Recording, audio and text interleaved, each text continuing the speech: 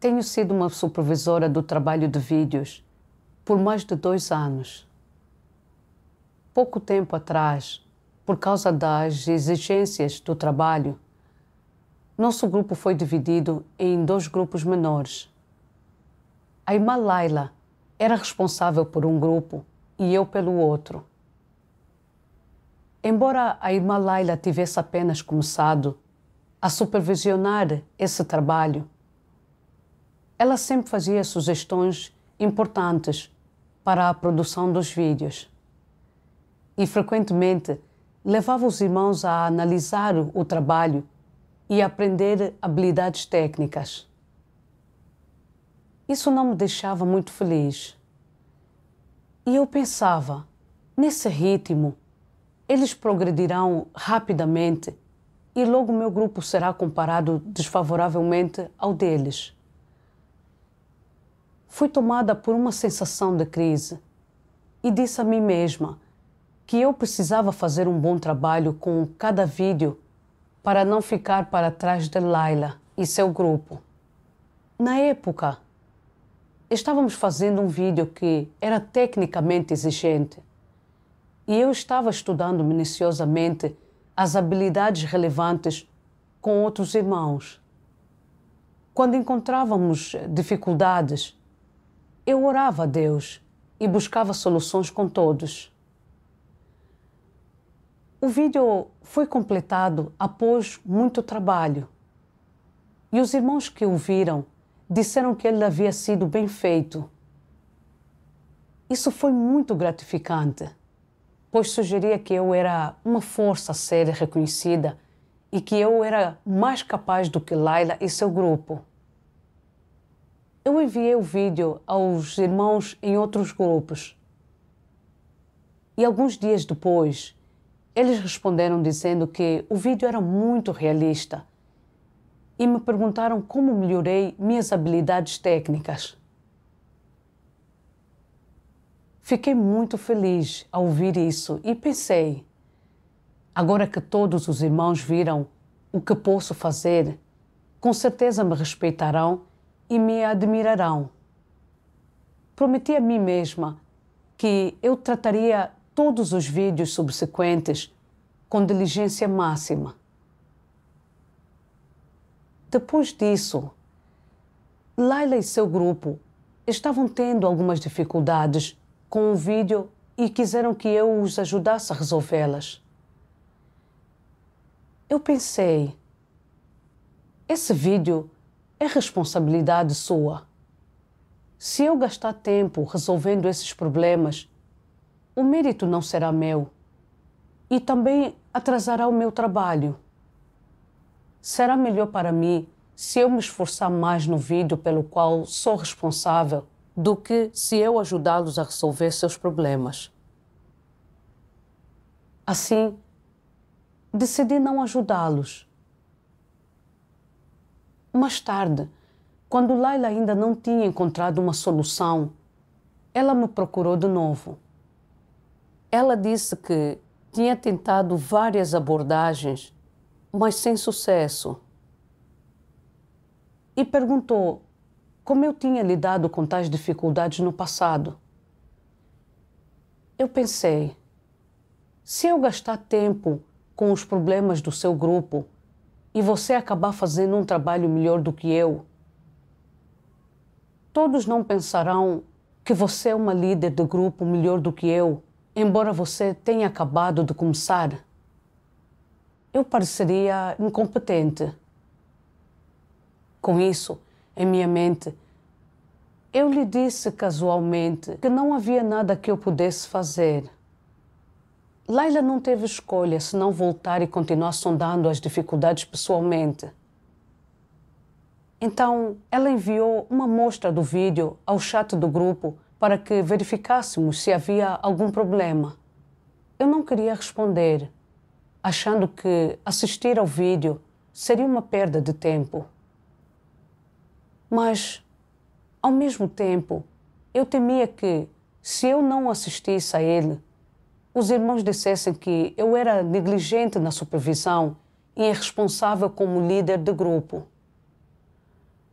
Por isso, abri o arquivo com relutância e assisti ao vídeo. Descobri problemas em vários lugares, mas não lhes dei muita atenção. Então Laila enviou o vídeo à líder, que apontou um bom número de problemas. Por isso, o vídeo precisava ser revisto e corrigido. Como resultado, o progresso do trabalho se atrasou.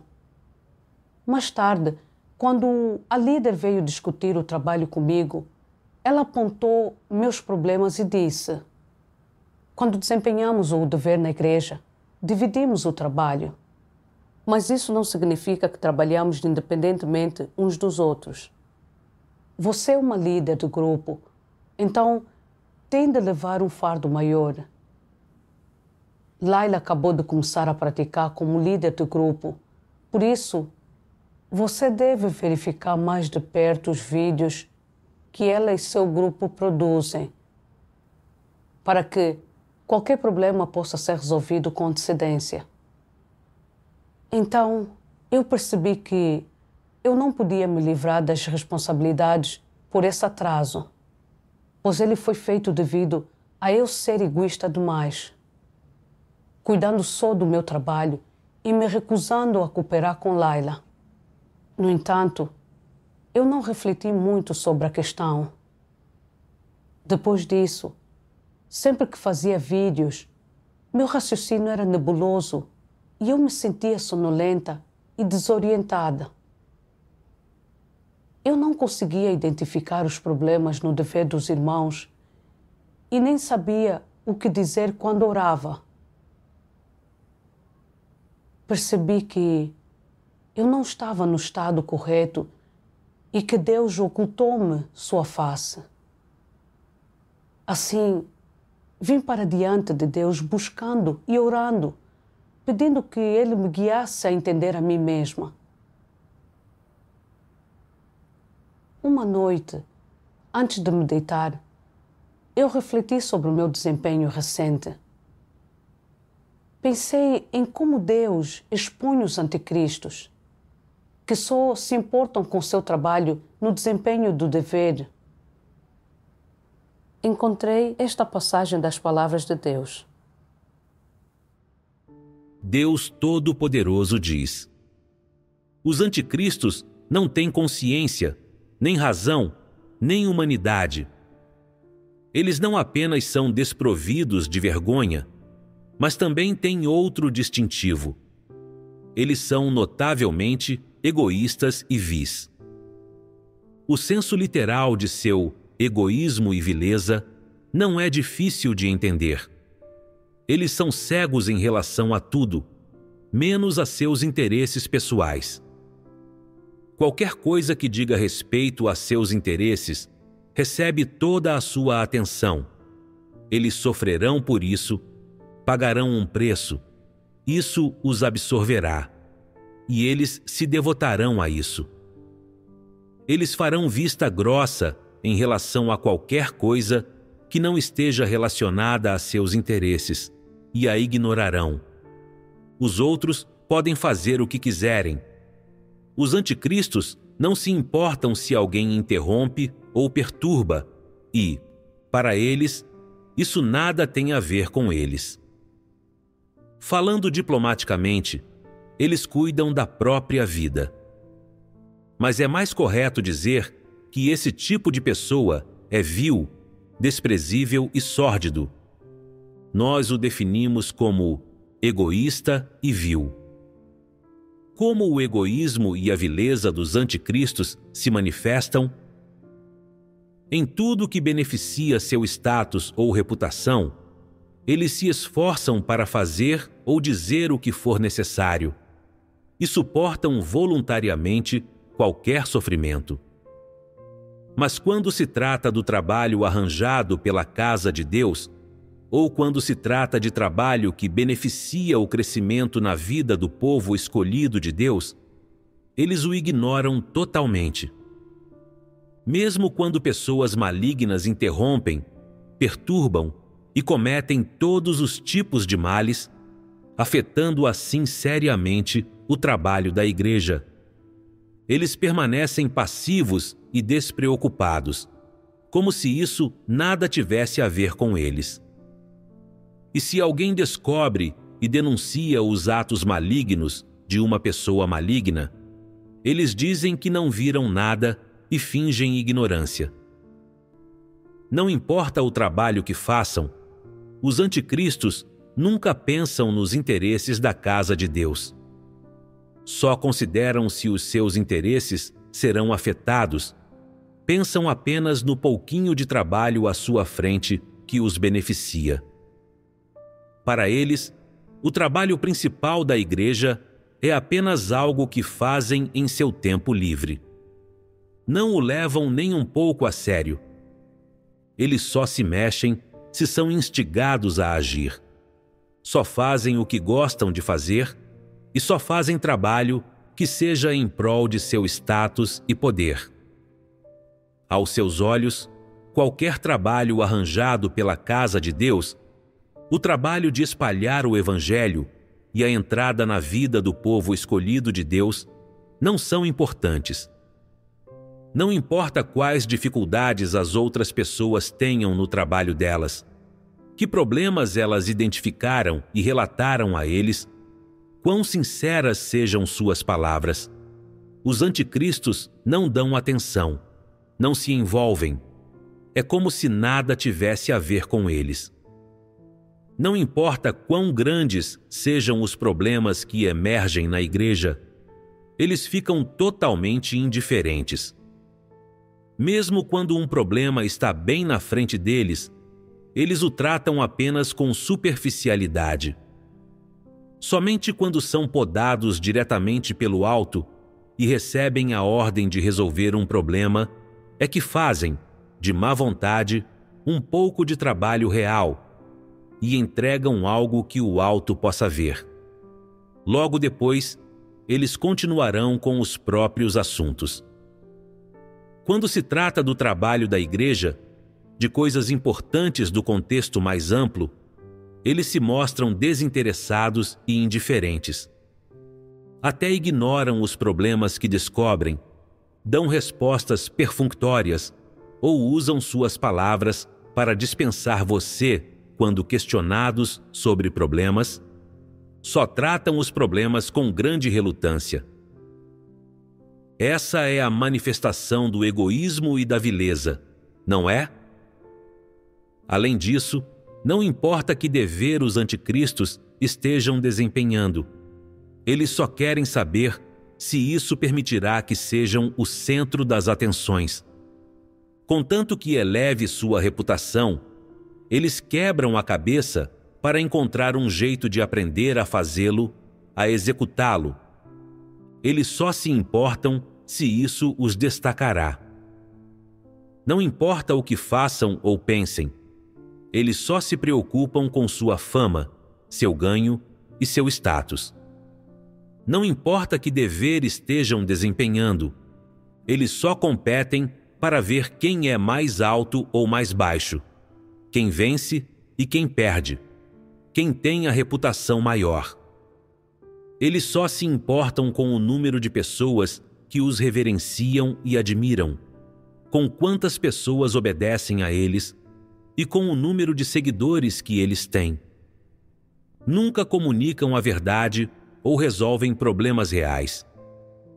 Quando desempenham seu dever, eles nunca pensam em fazer as coisas de acordo com o princípio, nem refletem se foram leais, se cumpriram suas responsabilidades, se houve desvios ou descuidos em seu trabalho, ou se há algum problema. Muito menos pensam no que Deus pede e em quais são as intenções dele. Eles não dão a menor atenção a essas coisas. Eles só arregaçam as mangas e fazem coisas que lhes tragam fama, ganho e status, para satisfazerem suas ambições e seus desejos. Essa é a manifestação do egoísmo e da vileza, não é? Isso expõe totalmente como seu coração transborda de suas ambições, desejos e exigências irracionais. Tudo o que fazem é governado pelos seus desejos e ambições. Não importa o que façam, a motivação e a fonte são suas ambições, seus desejos e suas exigências irracionais. Essa é a manifestação arquetípica de egoísmo e vileza. Deus expõe os anticristos como sendo extremamente egoístas. Em questões relacionadas a seus interesses ou que lhes permitam se destacar, eles trabalham com diligência e alegria, independentemente do preço que precisem pagar ou de quanto precisem sofrer. Mas se algo não diz respeito aos seus interesses, eles simplesmente o ignoram.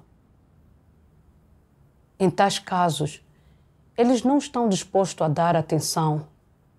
Não importam quantas dificuldades os outros estejam enfrentando, nem quão grande seja a perda para o trabalho da igreja. Tudo o que fazem é para o bem do seu status e reputação pessoal. E eles não consideram os interesses da igreja. Então, notei que era assim que eu vinha me comportando. Quando o nosso grupo foi dividido em dois, vi que Laila fazia progresso rápido e levava um fardo no dever. Eu temia que ela me ultrapassasse, por isso não quis ajudá-la. Quando ela encontrou dificuldades e pediu minha ajuda, achei que isso não era uma das minhas responsabilidades primárias e que fazer isso tomaria meu tempo e energia. Não só isso, mas mesmo que o vídeo ficasse bom, meu trabalho duro passaria despercebido. Em vez disso, os outros suporiam que Laila estava no mesmo nível que eu, apesar de só ter começado a praticar como uma líder de grupo. Nesse caso, eu não seria capaz de me exibir. Então, quando Laila pediu que eu verificasse o seu vídeo e lhes fizesse sugestões, não me importei. Eu não queria gastar tempo e esforço vendo-o. No fim, acabei assistindo, mas só a contragosto, por formalidade, porque eu temia que os outros pudessem me rotular como irresponsável. Por causa disso, o vídeo, que continha numerosos problemas, teve de ser refeito. Se eu tivesse feito um esforço um pouco maior, eu poderia ter descoberto e corrigido esses problemas mais cedo. Mas, por ser tão egoísta e só pensar em meus interesses, o trabalho da igreja se atrasou. Quando pensei nisso, eu me senti muito culpada. A igreja tinha arranjado que eu fosse uma líder de grupo, portanto, eu deveria ter cumprido minhas responsabilidades e ter sido atenciosa para resolver os vários problemas e dificuldades que os irmãos encontravam em seu dever. Mas eu não me importei nem um pouco com a intenção de Deus. Tudo o que me importava era se os vídeos sob minha responsabilidade eram bem feitos e se eu poderia fazer com que mais pessoas me admirassem. Quando Laila se deparou com dificuldades, obviamente eu tive algumas ideias sobre como resolvê-las, mas eu não ajudei em nada. Até pensei maliciosamente: é bom que eles tenham se deparado com algumas dificuldades. Se seus resultados forem ruins, a minha imagem melhorará. Os irmãos acharão que eu sou o pilar do nosso grupo e que não podem ficar sem mim. A forma como eu pensava e agia era muito desprezível. Ao rever o trabalho, mais tarde, eu ouvi algumas irmãs dizendo coisas como: esse vídeo não foi muito bem feito e sinto-me um tanto negativa quanto a isso. Acho que meu calibre não é bom o suficiente para esse dever. Ouvir isso me deixou angustiada e reforçou o que eu sentia em relação a como eu tinha sido egoísta. Eu só me importava com meu status e reputação. Eu estava ciente de que elas só tinham começado a praticar e que elas precisavam de assistência e cooperação. Mas eu só cruzei os braços sem um pingo de amor. Quanto mais eu pensava nisso, mais sentia que eu carecia da humanidade. Como pude fazer algo tão desprezível e baixo? Numa reunião, o irmão comunicou uma experiência sua e vi que eu me beneficiei muito com isso. Em sua comunhão, havia uma passagem das palavras de Deus que me impressionou profundamente. As palavras de Deus dizem: qual é o critério pelo qual as ações e o comportamento de uma pessoa são julgados como sendo bons ou maus? É se, em seus pensamentos, manifestações e ações, ela tem ou não o testemunho de pôr a verdade em prática e de viver a verdade e realidade. Se não tiver essa realidade ou não a viver, então você é, sem dúvida, um malfeitor. Como Deus considera os malfeitores? Para Deus, seus pensamentos e atos externos não dão testemunho dele. Tampouco humilham e derrotam Satanás. Em vez disso, trazem vergonha para ele e estão repletos de marcas de desonra que você trouxe para ele. Você não está testificando de Deus, não está se despendendo por Deus, nem está cumprindo suas responsabilidades e obrigações para com Deus. Em vez disso, está agindo para o próprio bem. O que significa para o próprio bem? Para ser preciso, significa para o bem de Satanás. Por isso, no fim, Deus dirá: apartai-vos de mim, vós que praticais a iniquidade. Aos olhos de Deus, suas ações não serão vistas como boas ações, serão consideradas atos malignos. Não somente elas não ganharão a aprovação de Deus, elas serão condenadas. O que alguém espera ganhar com tal crença em Deus? Tal crença não levaria a nada no final? As palavras de Deus me mostraram que Deus não olha para quantos deveres uma pessoa desempenha, nem quanto os outros elogiam uma pessoa. Antes, o que ele vê é se uma pessoa possui o testemunho de praticar a verdade em seus pensamentos, expressões e ações durante o desempenho do dever. É assim que Deus julga se as coisas que alguém faz são boas ou malignas. Deus escrutina o coração das pessoas. Se uma pessoa desempenha o dever sem a intenção de dar testemunho de Deus e de satisfazer a Deus, e em vez disso, prejudica o trabalho da igreja para defender seus interesses pessoais, então, por mais alto que seja o preço que uma pessoa pague, ela está cometendo mal aos olhos de Deus. Eu sempre achei que eu era conscienciosa e responsável no dever e que eu não era tão ruim. Porém, ao refletir sobre o meu comportamento à luz das palavras de Deus, eu vi que, embora eu fizesse o meu melhor e fosse meticulosa no trabalho pelo qual eu era responsável.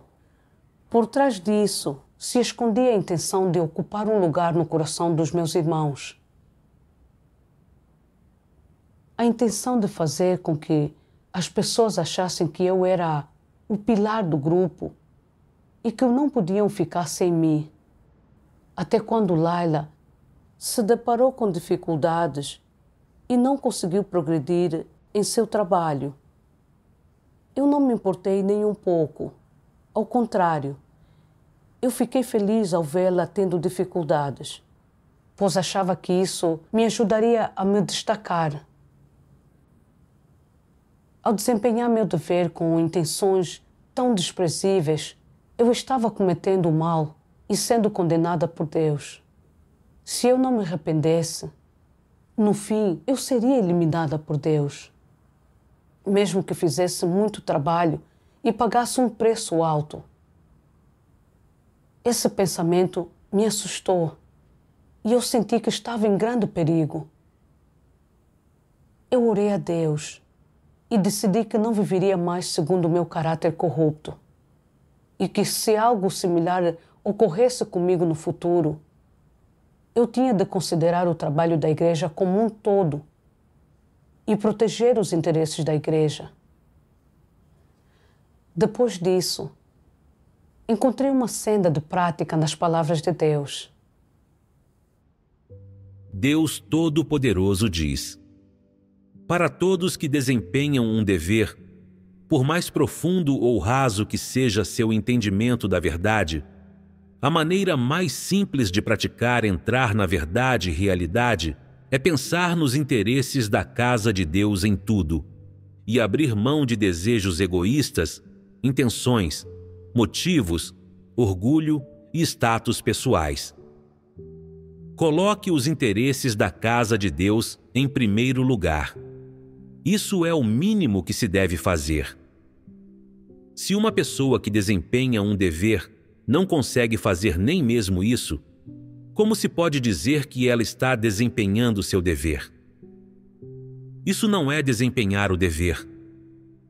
Você deveria primeiro pensar nos interesses da casa de Deus, considerar as intenções de Deus e considerar o trabalho da igreja. Coloque essas coisas acima de tudo. Só depois disso, você pode pensar sobre a estabilidade de seu status ou sobre como os outros o consideram.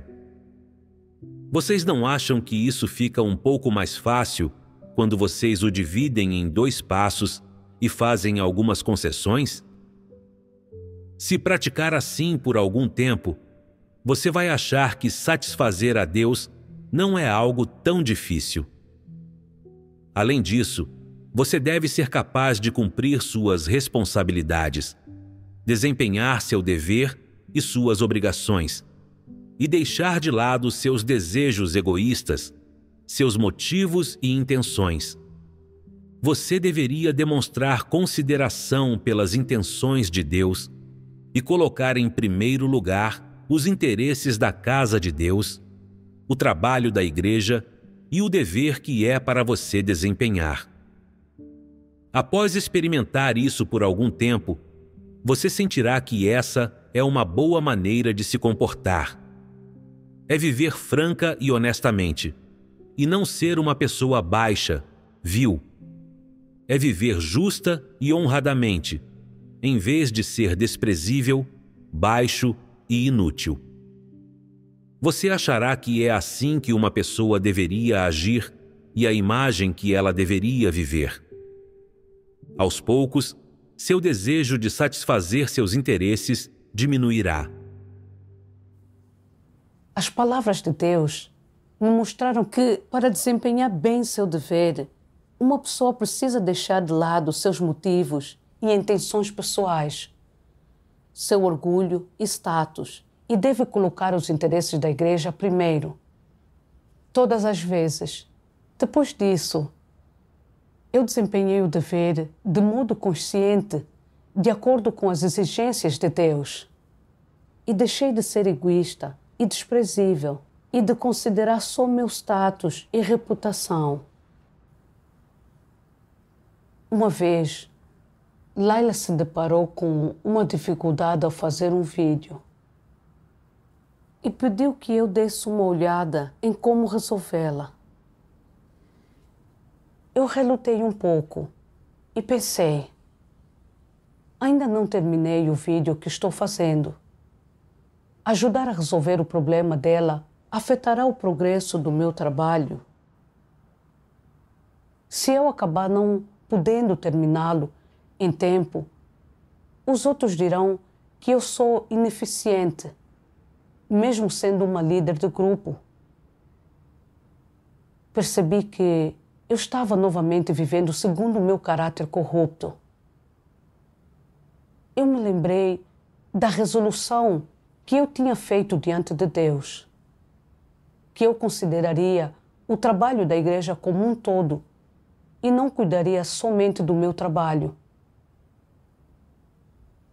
E eu orei a Deus, disposta a me rebelar contra a carne, deixar de lado meus interesses e ajudar Laila diligentemente.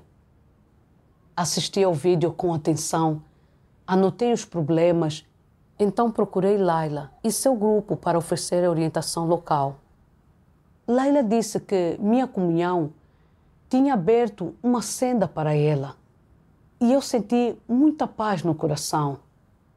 Inicialmente, eu achei que ajudá-los atrasaria o meu trabalho, mas, no fim, não houve nenhum atraso. Para ambos os grupos, o trabalho avançou de forma mais eficiente do que nunca e foi completado com sucesso em um mês. Depois disso, quando os irmãos pediam minha ajuda para suas dificuldades, eu não a recusei mais e, em vez disso, ajudava da melhor forma possível. Embora estivesse gastando mais tempo e esforço verificando coisas e fazendo sugestões, eu me sentia em paz praticando desse jeito. Mais tarde, refleti sobre mim mesma e me perguntei por que era tão assídua referente a questões que diziam respeito a meus interesses, mas não cooperava quando meus interesses não estavam envolvidos. O que exatamente era a essência desse problema? Vi algumas das palavras de Deus. Deus Todo-Poderoso diz: para proteger sua vaidade e orgulho, e para manter sua reputação e seu status, algumas pessoas ficam felizes em ajudar os outros e em se sacrificar por seus amigos. Não importa o custo. Mas, quando precisam proteger os interesses da casa de Deus, a verdade e a justiça, suas boas intenções já se foram, desapareceram completamente. Quando deveriam praticar a verdade, elas não a praticam nem um pouco. O que está acontecendo? Para proteger sua dignidade e orgulho, elas pagam qualquer preço e suportam qualquer sofrimento. Mas, quando precisam fazer trabalho real e lidar com assuntos práticos, proteger o trabalho da igreja e coisas positivas, e proteger o povo escolhido de Deus e prover para ele, porque elas não têm mais a força para pagar qualquer preço e suportar qualquer sofrimento.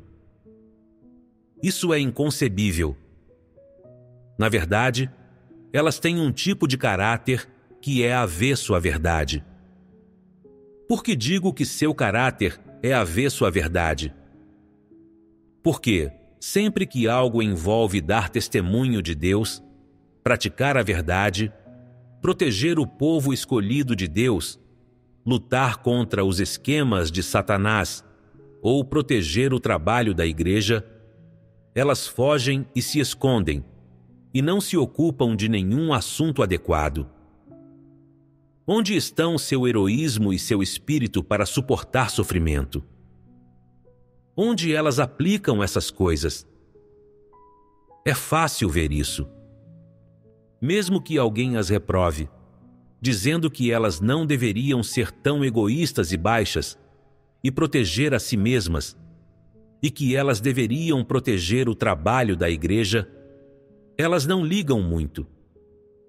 Elas dizem a si mesmas: eu não faço essas coisas e elas não têm nada a ver comigo. Que bem faria agir assim para minha busca de fama, ganho e status? Elas não são pessoas que buscam a verdade. Só gostam de buscar fama, ganho e status, e não fazem nada do trabalho que Deus lhes confiou. Portanto, quando deveriam fazer o trabalho da igreja, elas apenas escolhem fugir. Isso significa que, no coração, elas não gostam de coisas positivas e não estão interessadas na verdade. Isso é uma manifestação nítida de ser avesso à verdade. Somente aqueles que amam a verdade e possuem a verdade e realidade podem comparecer quando exigidos pelo trabalho da casa de Deus e pelo povo escolhido de Deus. Somente eles podem se levantar, com bravura e comprometidos com o dever, para testemunhar a Deus e comunicar a verdade, levando o povo escolhido de Deus para a senda certa e permitindo que eles alcancem submissão à obra de Deus. Somente essa é uma atitude de responsabilidade e uma manifestação de mostrar consideração pelas intenções de Deus. Se vocês não tiverem essa atitude e forem nada além de descuidados ao lidar com as coisas e pensarem: farei as coisas dentro do escopo do meu dever, mas não me importo com mais nada. Se você me perguntar algo, eu lhe responderei, se eu estiver de bom humor. Caso contrário, não o farei. Essa é a minha atitude. Isso é um tipo de caráter corrupto, não é? Apenas proteger status, reputação e orgulho próprios, e apenas proteger as coisas que dizem respeito a seus interesses. Isso é proteger uma causa justa? É proteger os interesses da casa de Deus? Por trás desses motivos mesquinhos e egoístas está o caráter de ser avesso à verdade. Quando Deus vê que as pessoas são de calibre ruim, que possuem certas falhas e têm caracteres corruptos ou uma essência que se opõe a Ele, Ele não é repelido por elas e não as mantém afastadas dele. Essa não é a intenção de Deus e não é sua atitude em relação ao homem. Deus não detesta o baixo calibre das pessoas. Ele não detesta sua tolice. E Ele não detesta que elas tenham caracteres corruptos. O que é que Deus mais odeia nas pessoas? É quando elas são avessas à verdade. Se você é avesso à verdade, só por causa disso, Deus nunca encontrará prazer em você. Isso está escrito em pedra. Se você é avesso à verdade, se não ama a verdade, se a sua atitude para com a verdade é indiferente, desdenhosa e arrogante, ou até mesmo repulsiva, resistente e rejeitadora, se é assim que você se comporta, Deus tem maior repulsa por você, e você está acabado, aquém da salvação. As palavras de Deus me mostraram que as pessoas que não amam a verdade, nem protegem os interesses da igreja, sempre protegendo o status e a reputação pessoal, e prontamente fazendo qualquer coisa que sirva aos seus interesses e as faça se destacar, enquanto ignoram tudo que não as beneficia, são pessoas de caráter satânico, avessas à verdade. Não importa quão diligente seja esse tipo de pessoa em questões que toquem seus interesses pessoais, que preço ela pague, nem quão impressionantes sejam os resultados do seu trabalho.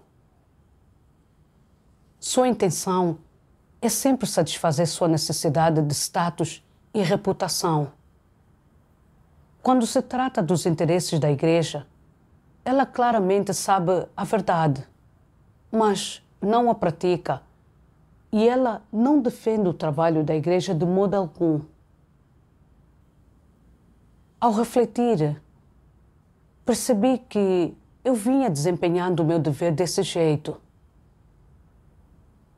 Eu estava disposta a me esforçar e a pagar um preço, contando que eu fosse capaz de me destacar e passar uma impressão boa. Mesmo em face de dificuldades, eu permanecia resoluta e só me dedicava totalmente para obter resultados.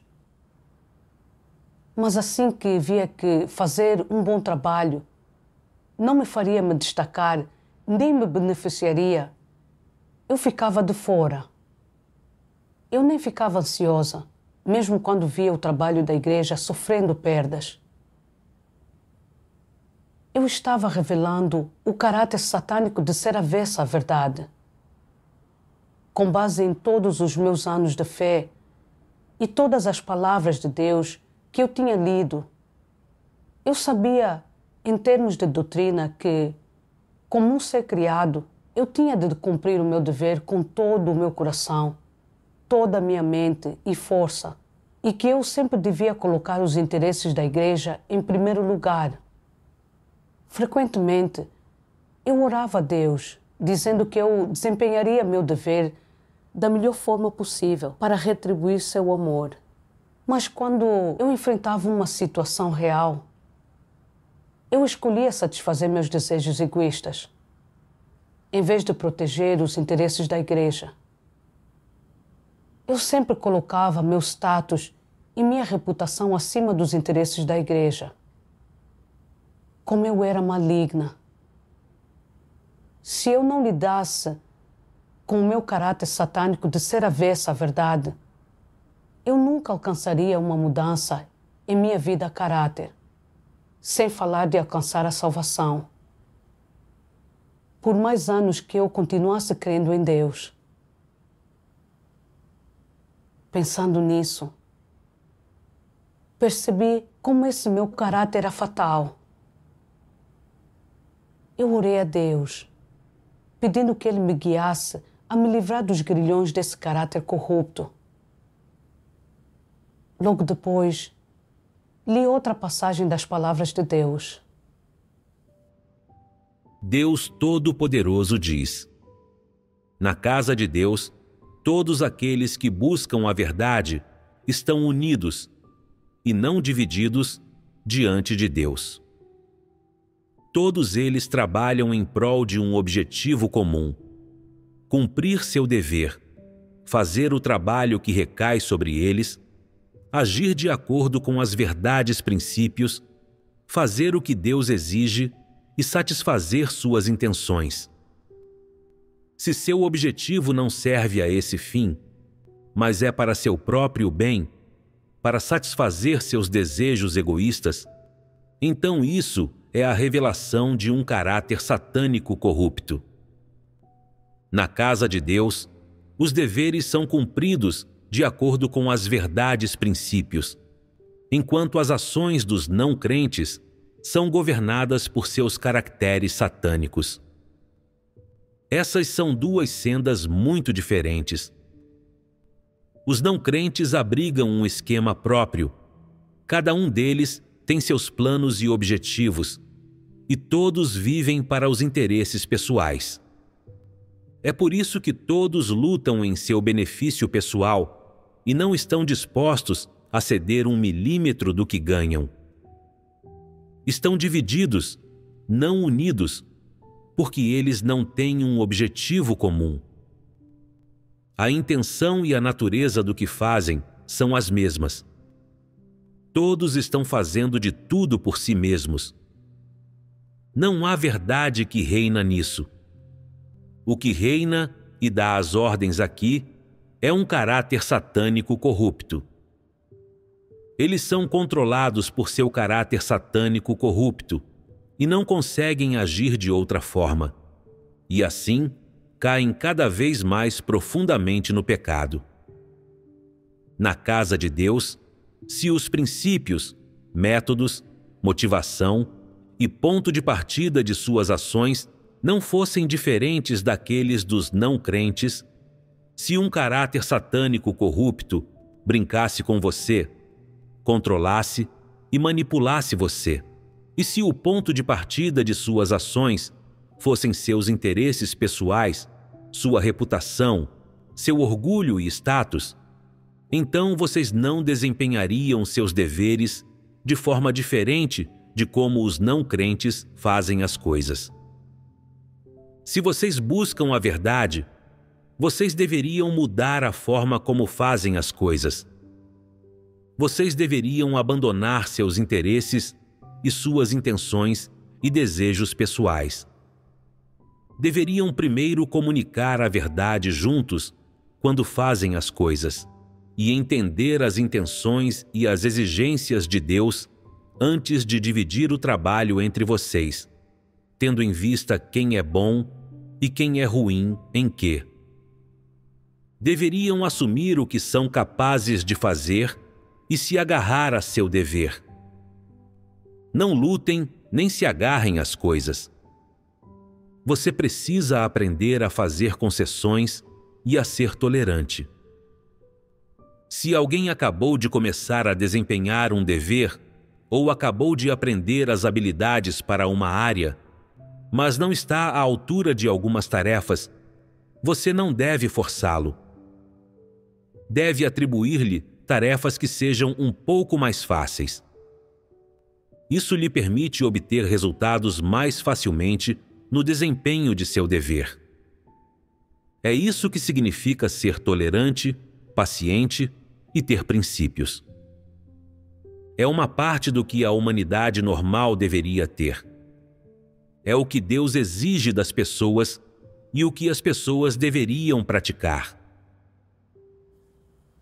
As palavras de Deus me fizeram entender como desempenhar um dever na igreja é diferente da maneira como os descrentes fazem as coisas.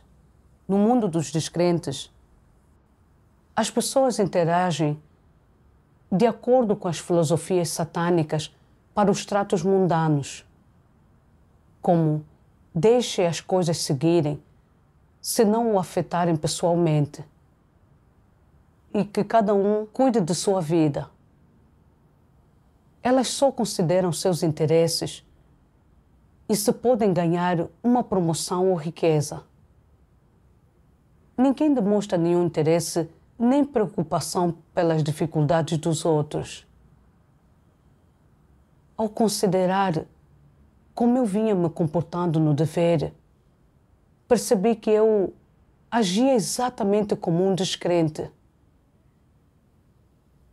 Eu estava ciente do fato de que Laila tinha acabado de começar a praticar e que ela estava tendo dificuldades em seu dever. Mas eu temia ficar atrasada e ser ultrapassada por ela. Por isso, não quis ajudar. Como resultado, refazer o vídeo não só atrasou o progresso, mas eu também estava vivendo com um caráter corrupto. Era detestada por Deus e carecia de sua orientação em meu dever.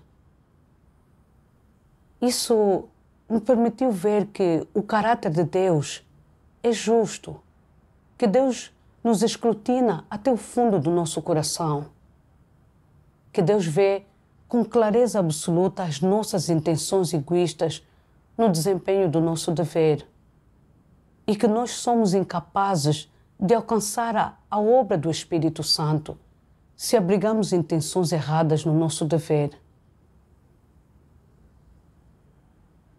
As palavras de Deus me mostraram que, na igreja, nós estamos desempenhando um dever, em vez de tratar nossos assuntos pessoais. E não podemos executar nossos negócios pessoais com base no caráter corrupto. Não importa o que aconteça, temos de praticar a verdade e defender os interesses da Igreja e ajudar e apoiar mutuamente nossos irmãos para que o trabalho da Igreja avance tranquilamente. Eu tinha desfrutado da rega e do sustento de tantas palavras de Deus e a Igreja tinha me cultivado por tanto tempo.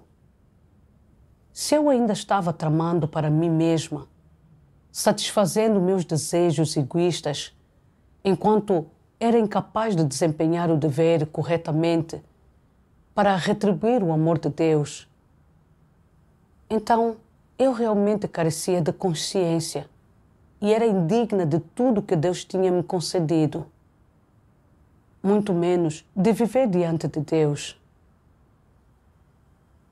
Notar isso me encheu de remorso. Eu não deveria ter tratado meu dever desse jeito e precisava dar meia volta o quanto antes. Ao lidar com problemas no futuro, contando que fosse trabalho da Igreja, eu precisava defendê-lo e cumprir minhas responsabilidades, não importando se o trabalho estava em minha alçada ou se me faria causar boa impressão. Depois disso, nunca mais recusaria sempre que os irmãos tivessem dificuldades e precisassem de minha ajuda. Eu seria capaz de dizer-lhes algumas boas sendas que eu tinha resumido. Ao desempenhar meu dever desse jeito, eu me sentia em paz e à vontade.